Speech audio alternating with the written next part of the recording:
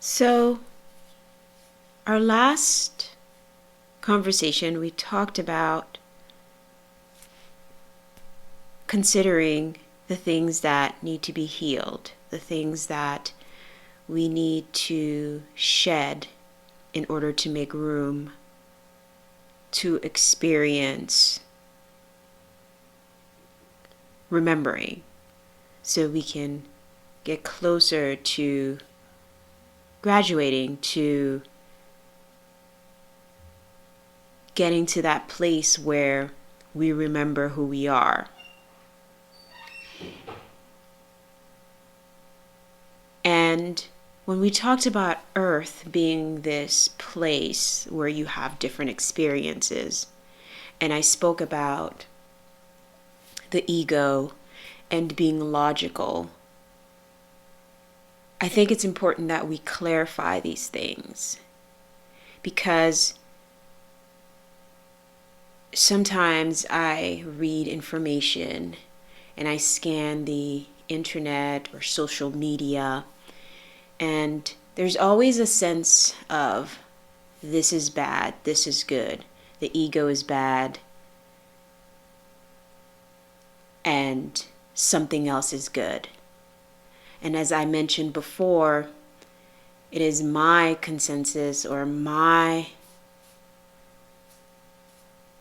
postulation, my theory, my sense that nothing is good or bad. Things are just there, or they are what they are.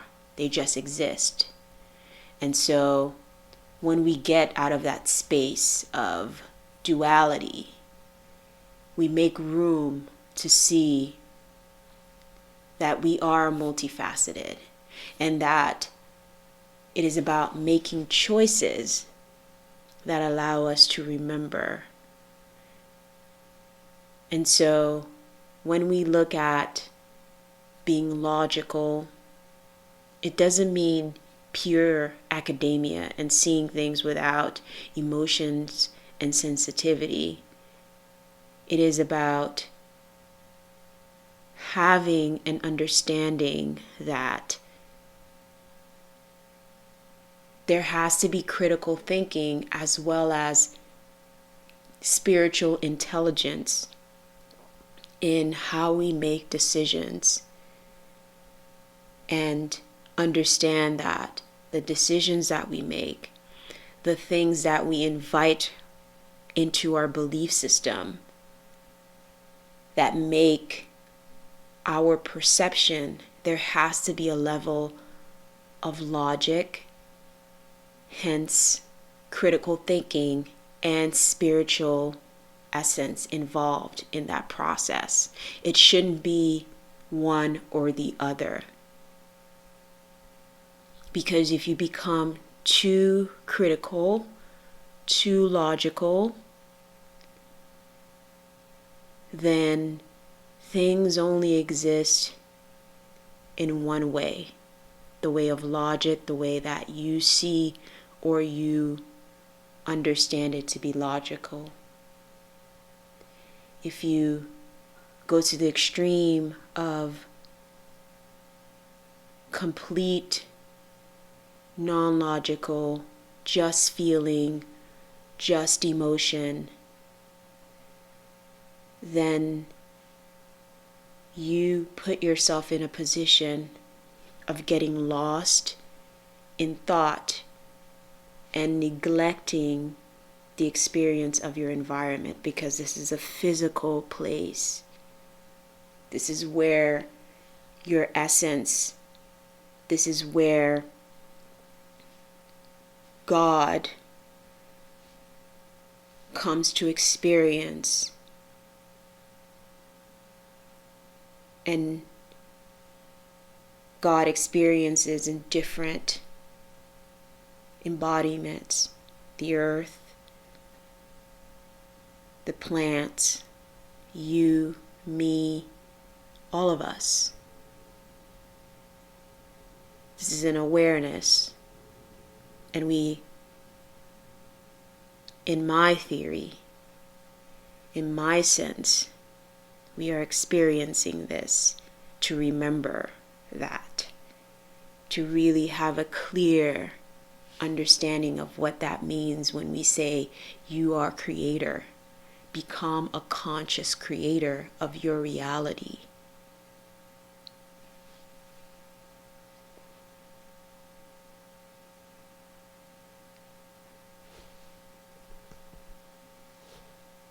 And so, when we talk about critical thinking, it's important to write things down and understand step by step, how did I arrive at this perception? How did I arrive at this conclusion? Am I able to take different points of views and understand them from both sides and make a decision based on my understanding of both point of views? Or do I just take in information and run with it?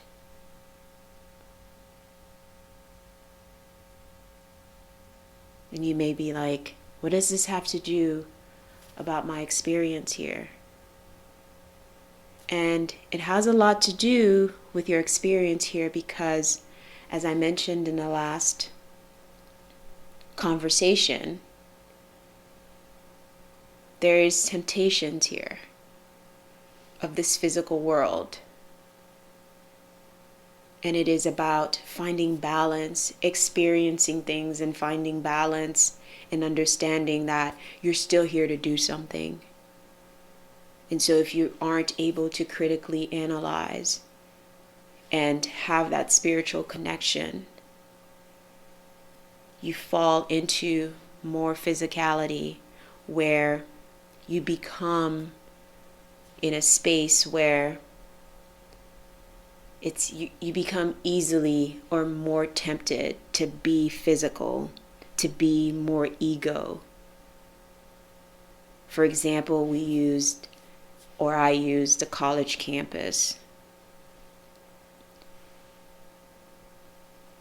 You go to college, you study different things, you have different experiences, but you know you're there to do something. But if you get caught up in partying, if you get caught up in things that are not part of your original plan, then you get lost in that area and you forget.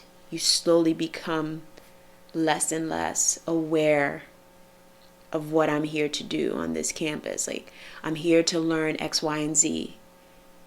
But if you're partying all the time, if you're enjoying everything and you're not analyzing things, you're not maintaining your sense of spirituality, your sense of balance within that whole dynamic, then you get lost and you become more and more into the physical world.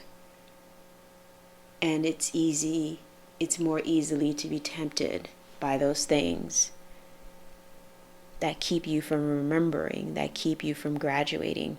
And partying is not the only thing. It can be your pain, your fear, the things you desire, your passion, your attempt to locate love. And by love, I mean needing to find someone else to feel complete. And you're probably not going to like this, but that's also a distraction keeping you from remembering who you are. And I say this with caution, and the caveat is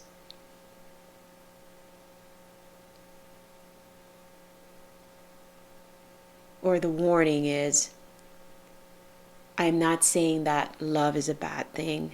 Love is what we're here to do, what we're here to embody fully, unconditionally. But when it becomes a distraction in the sense that you get so involved in attaining, in possessing love, you forget who you are. You forget what you're here to do, and that becomes an obsession. If I can't find my soulmate, I'm not complete. If I can't find this, I'm incomplete. You've always been complete. But finding that person helps you to remember who you are when it's balanced. And by being balanced, I mean you find that person, they help you remember who you are. Sometimes you'll grow together and your path becomes parallel to each other, right? And sometimes it doesn't. Sometimes it's for that moment and you have to be able to separate. But there is this conception that this person is my twin flame. This is, the words that are being used. And so you ground yourself, you stay in that state, and you become less and less who you are meant to be, because you're stuck in a space that you don't know how to overcome, because you aren't analyzing the situation critically. You're more into the spiritual, far away place of, this is my soulmate, I'm supposed to be with them, but you're not in that critically, this is my soulmate, yes, and I want to be with them, but I understand that this situation is not good for me, so I understand that I must walk away. And so the balance comes between your ability to critically think, observe, and make a decision from a spiritual, unconditional love to move ahead. And that love is for you and the other person. I hope I'm making sense. I hope this information is coherent. So as you learn to process, as you learn to think, as you learn to understand your purpose and the things that you need to heal, you get closer and closer to graduating. You get closer to realizing who and what you are. And again, when that place is supported by love, the unconditional process of love, then you're able to regain balance. And as you interact, as you meet challenges in your life, you're able to sit down or stop and say, what am I supposed to be learning from this situation?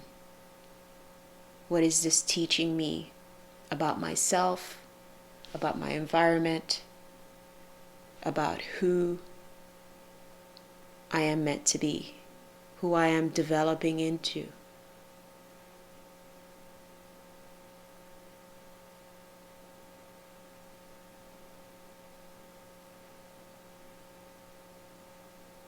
So you are not constantly in ego space. You are not constantly having to prove yourself, to fight, to be in fear, but you learn to respect the boundaries that have been placed in front of you as you understand, as you strategize to overcome them from a logical space, a critical space, critical thinking, and a spiritual space. Finding balance. Neither is good, neither is bad. It is about finding balance being in stasis, in flow.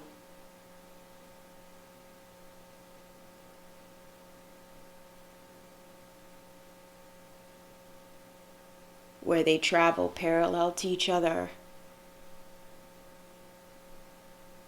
and cross over to create a beautiful pattern.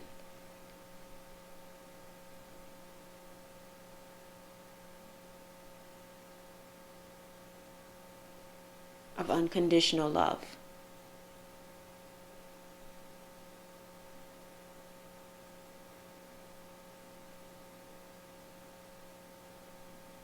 So today, consider the ego. Consider the things that you fall for, that you give your attention to, that may not be serving you.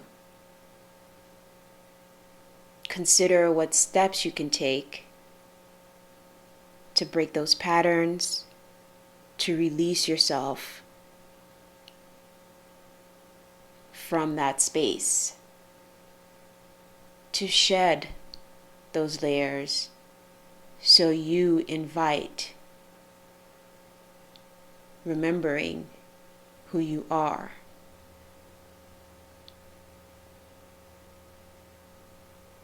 And as a reminder, this does not happen overnight. This is a slow process. So be kind and allow yourself to feel, to understand, to know from a place of love, from a place of understanding, from a place of patience, what it is that you are discovering about yourself, about your environment, about your space in general.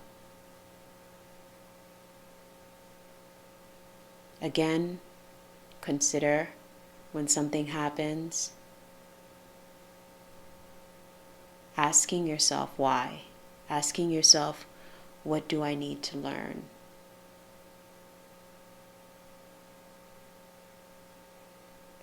And remember that every opportunity, every experience is about you, about teaching you something that you want to learn, that you want to understand.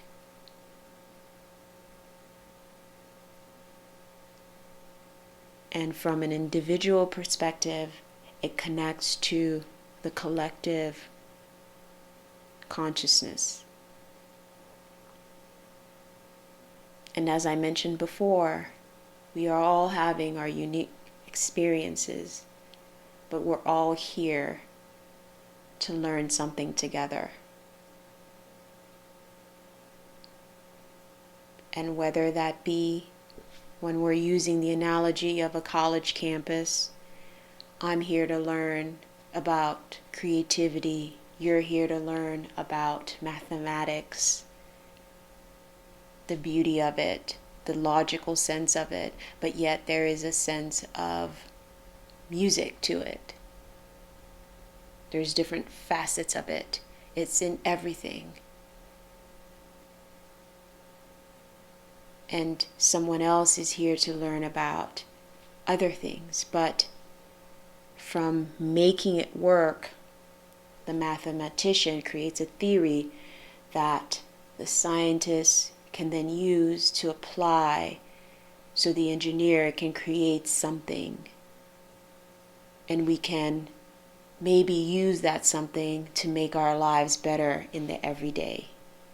And that is from the collective perspective, that everything you learn is eventually part of creating the greater good. That we're all here at this state to help with the greater essence of recognizing that we're all here having an experience and manifesting as creator through our different lenses. And just to remind you, if I'm not being coherent, creator is nature. Creator is you, creator is me, creator is the linen that you lie on. And it's getting extreme because it's like this linen is not alive, but it's still molecules. It's still you. There is an essence of you there. We're just at different perspectives, vibrations.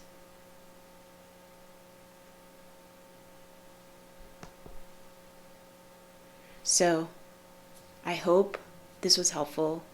I hope this was coherent. And I hope that if you find this helpful, you'll share it so that others can open themselves up to learning, to understanding what their soul wants to communicate to them, so they can remember who and what they are. I love you. Take care.